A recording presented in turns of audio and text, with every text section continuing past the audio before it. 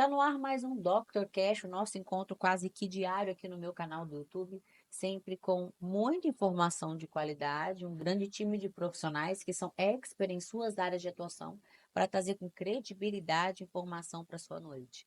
Eu tenho o privilégio de receber aqui, pela segunda vez, doutora Andressa Moraes, ela que é neuropsicóloga, várias especializações, profissional experiente, e vai falar hoje sobre a importância da avaliação neuropsicológica no diagnóstico do autismo. Doutora, muito bem-vinda, é um prazer ter você aqui novamente. Obrigada. Doutora, como que você explicaria de forma simples o que vem a ser, né? Como que é feita essa primeira avaliação neuropsicológica? A avaliação neuropsicológica ela ocorre em 10 sessões, Uhum, com a aplicação de todos os testes, não só para investigação de autismo, TDAH. A gente vai avaliar, por exemplo, a cognição, a memória, leitura, escrita, o QI, que também é muito importante, transtorno como autismo, TDAH, TOD, dislexia, enfim. É uma gama de testes, é uma gama de avaliações que nós vamos fazer para, no final, dar o laudo para os pais com a hipótese diagnóstica, na qual somente o médico que pode dar o diagnóstico final. uhum, Nós, neuropsicólogos, fazemos a avaliação e damos uma hipótese daquilo que todos os resultados deu. Aí esse profissional, esse paciente, precisa levar para o médico, né, que geralmente é o neurologista, para ele, em si, dar o checkmate, né, o diagnóstico final. perfeito. E quais são as áreas do cérebro e comportamental que vocês investigam? A memória, Uhum, atenção, memória, atenção, que é a coordenação motora fina, quais as dificuldades que ele apresenta, o seu nível de distração, vamos supor, suas emoções, sua linguagem, são esses aspectos. uhum. Quais são os sinais que os pais podem observar que indicam, né, a necessidade de uma avaliação? Existem sinais, doutora, que são emitidos pela criança que podem ser um sinal de alerta para os pais? Quando os pais percebem que os filhos têm alguma coisa diferente, né, que pode ser autista, ou pode ter um TDAH, ou enfim, precisa fazer essa avaliação. A gente não Uhum, pode simplesmente olhar para a criança. Nenhum profissional pode fazer isso, olhar para a criança e falar, não, seu filho tem isso, sem ter o respaldo de uma avaliação. Porque às vezes não necessariamente porque a criança é hiperativa que ela vai ter TDAH. uhum, Às vezes a criança realmente ela gosta de brincar, ter uma energia ali a mais. E criança tem realmente isso, né? E não é porque a criança se isola ou que não consegue comunicar direito que necessariamente ela é autista. Então a gente precisa olhar todo o social dessa criança, tanto no ambiente escolar, em casa, enfim, todo o ambiente que ela frequenta, e com a aplicação desses testes para a gente poder fazer a hipótese diagnóstica final. perfeito. Como que você adapta, né, esse processo para as crianças? Como que é feita essa aplicação desse processo para as crianças, doutora? No primeiro contato, a gente nunca, pelo menos eu, nunca vou diretamente para a aplicação de teste. Porque a criança gosta de quê? De brincar. Uhum, Então, para que ela goste de mim, eu levo brincadeira, a gente brinca, a gente corre, a gente joga bola, a gente faz o que for para ela se sentir à vontade naquele ambiente ali. E uhum, durante essas brincadeiras, a gente pega o teste que é próprio para a idade delas, existe cada teste, tem a sua idade, certo? Para a gente poder fazer. Ela cansou um pouquinho, já tá ali, você vê que tá faturada, não adianta eu continuar. Aí é onde vai uma outra sessão. Por isso que uhum. são 10 sessões, porque demora também essa avaliação. Tem que ser feita Isso, minuciosamente, tem que né? ser feita com É criteriosidade. porque é muito sério um diagnóstico, né, Sim. doutora, de Uhum. autismo. Então, assim, não pode ser feito à revelia, tem que ser feito com muito cuidado, cautela, Exato. com muita análise, né? Eu acho que é importante estar em boas mãos para que esse diagnóstico seja muito bem feito. Sim. Como que a avaliação neuropsicológica, ela se integra ao diagnóstico do autismo? Ela basicamente é a porta de entrada para o diagnóstico de autismo, que é através da avaliação neuropsicológica Que há o encaminhamento. que a gente consegue ver se a criança de fato ela tem autismo ou não. E se não tiver, também sai, vamos supor, é uma criança que tem necessidade ampla de atenção. Não recebe muita atenção por N motivos, né? Então ela acaba que tem certos comportamentos para poder ter essa atenção. Então a gente também consegue identificar isso e colocar lá no laudo final. Então, a avaliação neuropsicológica ela é importante por isso, porque é onde a gente vai ter certeza que, de fato, essa criança tem ou não tem o autismo ou outros transtornos. Perfeito. Quais ferramentas e testes você mais utiliza, doutora? Temos, em questão de crianças e adolescentes, né, tem o WISC-5, que é o teste de inteligência de QI, o Uhum. MChat, o Portage, o analista de comportamento autístico, enfim. É o som R para aquelas crianças que também não som não verbal, né? Tem teste também para essas questões. E geralmente esses testes são a partir de 2 anos de idade, que a gente pode começar a fazer uma avaliação. Uhum. Perfeito. Eu vou chamar um rápido bloco comercial e a gente já volta para continuar com essa noite de muita informação, tá Tudo bom? bem. Olha, vou para um rápido bloco comercial. Convido você a ficar nos acompanhando, que o tema hoje está muito bacana, um bate-papo muito especial com a doutora Andressa Moraes, diretamente de Barra do Garça. Já volto com vocês. Na Vitaforma, nosso propósito vai além da suplementação. Acreditamos que investir em saúde é construir um futuro de qualidade, energia e vitalidade. Com nossa linha de suplementos de alta qualidade, como a creatina, a VitaCarb, Vital Q12, a melatonina, o ômega 3 e a creatina em goma, oferecemos soluções práticas e eficazes para quem busca viver mais e melhor. Escolher Vitaforma é priorizar sua saúde e a sua longevidade. Somos mais que uma marca de suplementos, somos um parceiro na sua jornada de bem-estar e evolução. Vive intensamente. Invista em você.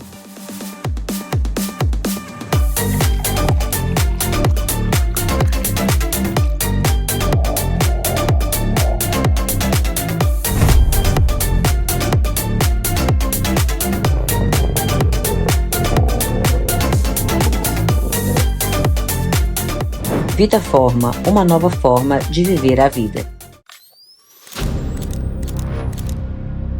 Não tem como não se curvar à potência da natureza. Além de observar, me resta sentir cada uma de suas paisagens.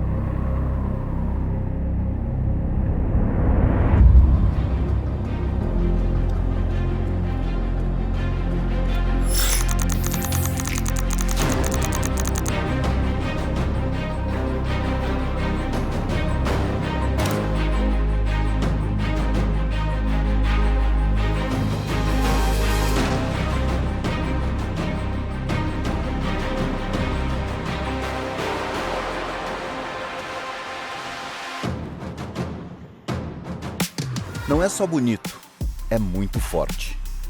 É como dirigir o Haval H6 GT sentindo toda a potência dos 393 cavalos, combinado com os 2 motores elétricos e um motor a combustão. É poder desbravar esse cerrado com uma energia limpa. Essas construções milenares são 3 formações geológicas com milhares de anos, uma sendo construída em cima da outra, formando um cenário único. Se fosse um carro, ele uniria o esportivo ao SUV. Vocês sabem do que eu tô falando, né? Para aproveitar o melhor de tudo, basta unir o futuro com a simplicidade. Não tem como sair indiferente de um lugar como esse. Estar aqui é ganhar força para seguir adiante. Diferente. E com certeza, totalmente renovado. O único lugar que não dá para desacelerar é dentro do Haval H6 GT.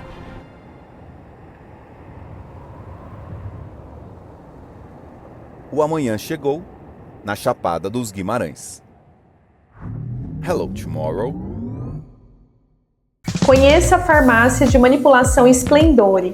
Oferecemos um ambiente aconchegante, um laboratório completo para manipular as suas fórmulas e uma linha própria e exclusiva da La Splendore, com produtos de skincare e suplementação. Na Splendore, você pode também agendar uma consulta farmacêutica para obter orientações personalizadas. Visite nossas unidades em Rondonópolis e Primavera do Leste. Splendore Farmácias de Manipulação. Há 11 anos, suplementando saúde. Voltamos com o Dr. Cash, hoje com uma convidada muito especial, diretamente de Barra do Garça, a doutora Andressa Moraes. Ela que é neuropsicóloga, atua com crianças autistas especiais com transtornos. Está aqui hoje falando sobre a importância das avaliações neuropsicológicas. Doutora, vamos continuar, né? Vamos. Existe um momento certo para que essas crianças sejam avaliadas, doutora?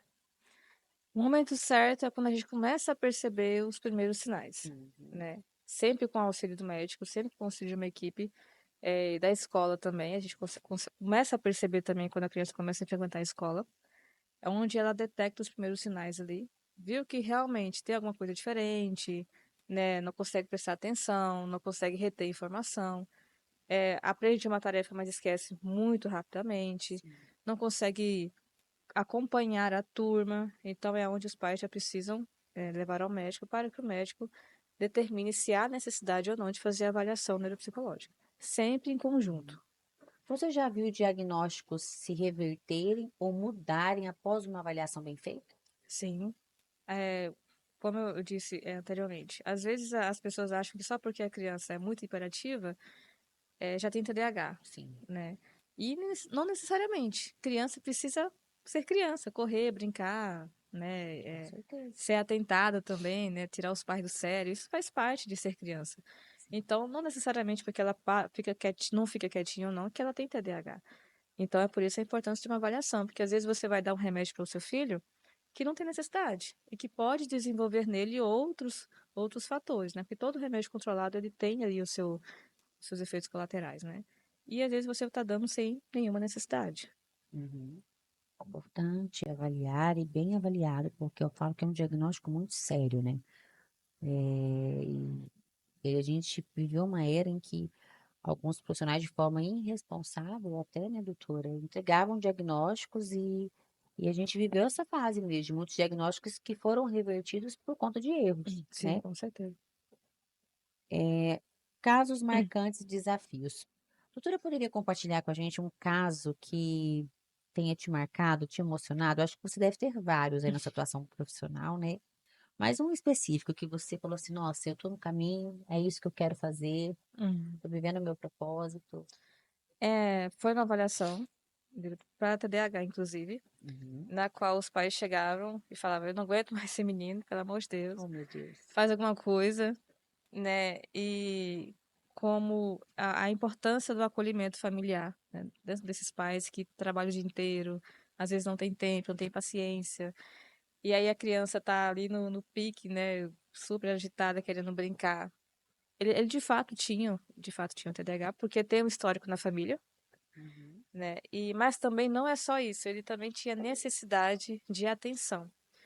Então, nos minutinhos que a gente ficava, em torno de 30 minutos, as avaliações dele, que eu brincava, mas também aplicava os testes, a criança ela teve uma mudança muito significativa na escola, Uhum. principalmente. Porque ela já não sentia tanta necessidade assim de ficar chamando atenção por meio de brincadeiras, porque ela estava recebendo atenção. Uhum. Então, a importância também, não só porque a criança tem TDAH, que ela precisa ser taxada como um menino problema, né? Mas às vezes, se você também olhar, né, ver que ela tem outros tipos de necessidade, isso muda a aprendizagem dele, muda totalmente a forma como essa criança pode lidar com a vida dela. E não se engane, não é porque a criança é criança que ela não tem problema, gente. Tem. Criança tem problemas não como nós, não da mesma proporção, lógico, mas ela também tem os probleminhas dela, as carências dela, né, as soluções dela. Então a gente entender e acolher isso é muito importante. Quais são os principais desafios, né, ao trabalhar com crianças e adolescentes atípicos? O maior desafio é o preconceito, porque a partir do momento que a gente diagnostica, principalmente adolescente, porque já passou para a fase, digamos que mais difícil, a escola às vezes pode não olhar de uma forma muito boa, a sociedade em si não olha de uma forma com muita paciência, né? Há vários lugares que não gostam, não aceitam, às vezes até não proíbe essas crianças de entrarem por acharem que dá em trabalho. Então, o maior desafio seria o preconceito. Como que você, doutora Andressa, né, lida com diagnósticos difíceis, né, em relação ao impacto desses diagnósticos nas famílias? A É, gente sabe que nem sempre é bem recebido, né? A nem maioria das sempre vezes bem não é bem recebido. recebido, né? Primeiramente, quando a gente tem um diagnóstico muito difícil, uma criança no nível maior, no nível 3 a 4, é visível, é mais visível a gente perceber o autismo na criança. Então, a gente vai perceber isso nas primeiras falas dos pais. Que ele já fala, ah, mas ele é assim mesmo, é de criança. Então, você já percebe que ele não quer. Ele quer, sabe que tem, mas não quer enxergar. Então, nessas primeiras abordagens, nós já vamos acolhendo, já vamos falando, tenta isso, que isso é uma abordagem para poder melhorar em casa, né? Uhum. Tenta aquilo, aí os pais vão vendo que tá dando resultado e falam, nossa, melhorou. Aí é quando você vai chegar na etapa final, que é a entrega do lado do relatório final, é onde você vê que tá vendo que pode ser diferente, que não precisa ter esse preconceito todo em relação ao seu próprio filho, porque o preconceito Sim. ele afasta as famílias, né? Porque eu quero que meu filho seja assim, mas ele não vai ser assim. Você quer, o seu filho é diferente. É o seu desejo, não é o desejo da criança. Então, a gente poder ir quebrando essas questões é muito importante. Usar o hiperfoco dessa criança. É uma criança que gosta muito de carrinho vermelho? Vamos usar isso para no dia a dia dela, para conseguir sair, para conseguir levar ao médico, para comer, né? Então, a gente pode utilizar muito essas ferramentas que eles mesmos nos dão para poder socializar melhor. Isso aí, é fazer do limão uma limonada, né? Exatamente. Uhum. O que que te dá esperança, né? Mesmo nos casos mais desafiadores, o que que te move? O que que te dá a esperança de que não, essa criança é um caso desafiador, mas a gente pode mudar isso aqui. Isso aqui tem Uhum. como melhorar. É, quando se trata de uma avaliação, o primeiro passo é entender que essa criança ela vai ter sim restrições ao entrar no consultório. Só de entrar já é um processo difícil. Muitas vezes as crianças não querem. Então, só da gente conseguir fazer com que aquela criança se sinta confortável naquele ambiente, isso já é uma grande vitória. Sim. Então, e com isso, a gente vai ensinando os pais a como lidar com essas situações que a gente chama de crise autística, né? E então a criança vai se desenvolvendo, ela vai melhorando, ela vai aprendendo a confiar. E quando ela confia num ambiente estranho, digamos assim, ela passa a querer também a frequentar e a se abrir para novos ambientes. Então, se a gente consegue quebrar o primeiro sempre é o mais difícil. Sim. Uhum. Depois que a gente consegue adaptar o primeiro, essa criança ela se abre também um pouquinho mais para o mundo. Então, se a gente conseguir desmistificar essa questão, ter paciência, porque não é fácil, realmente. Eu sei que não é fácil, tem que ter muita paciência, mas se a gente conseguir quebrar a primeira barreira, as outras vai se quebrando naturalmente. E é sempre assim, né? Eu falo que o início é difícil, tudo é difícil no início, mas depois as coisas vão se encaixando, a gente vai sendo bem amparado por bons profissionais, por uma boa equipe multidisciplinar, e as coisas vão clareando, né? Uhum. Mas tudo de início é difícil, eu acho que é em tudo na vida. Que dica prática você deixaria para os pais nessa noite?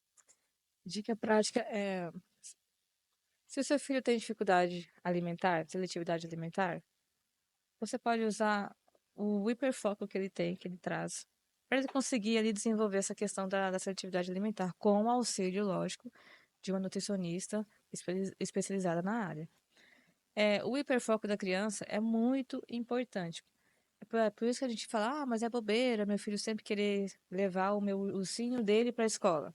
É com esse ursinho, é com esse carrinho, é com esse brinquedo, é com esse jeito que ele se sente seguro. Sim. Então, a gente pode usar isso muito na aprendizagem, né? Pegar esse carrinho que ele gosta tanto e fazer de A, B, C, D, de estimular a fala.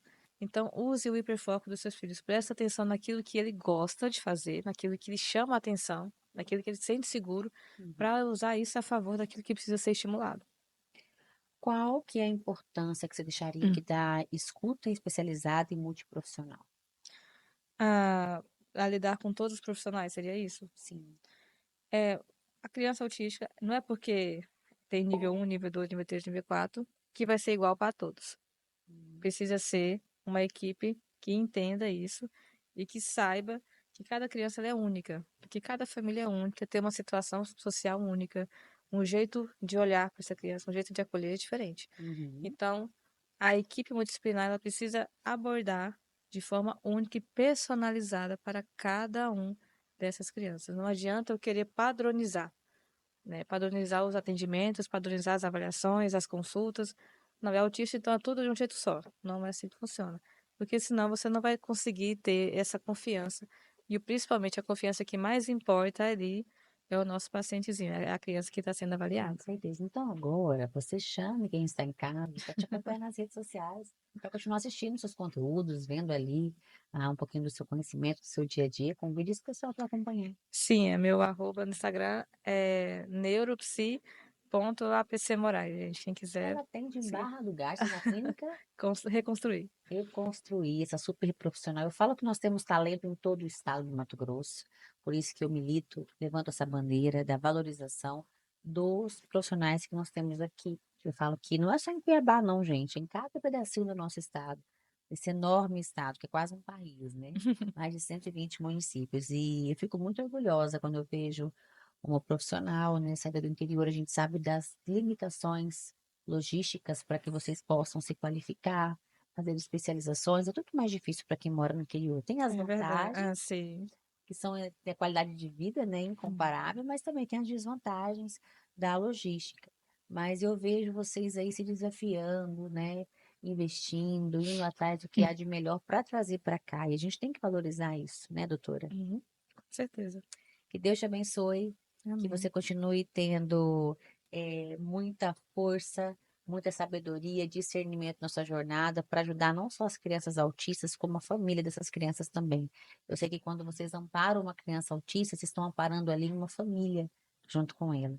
E é por isso que eu respeito tanto a Hum. profissão de vocês. Parabéns, viu, Ah, doutora? obrigada e agradeço pelo convite de estar aqui. Agradeço, espero você aqui em breve, as portas estarão sempre abertas. Você que nos acompanhou em mais um DrCast, eu sempre falo que a informação ela não só começa aqui. Aliás, ela só começa aqui, mas aí continua com você. Porque você tem que se inscrever no canal, acionar o sininho de notificação, porque todo dia você vai ser avisado dos conteúdos que nós recebemos, que nós postamos aqui. E você pode compartilhar e fazer sua parte, por que não? A informação ela salva vidas, né? Então, quando a gente compartilha, a gente dá acesso para que outras pessoas também assistam. Então, faça a sua parte, me ajuda aí, compartilha, replica essa informação, se inscreva no canal se você não é inscrito. E eu quero também te convidar para acompanhar-nos amanhã, nesse mesmo horário, às 19 horas da noite, mais um DrCast. Até lá, se Deus quiser.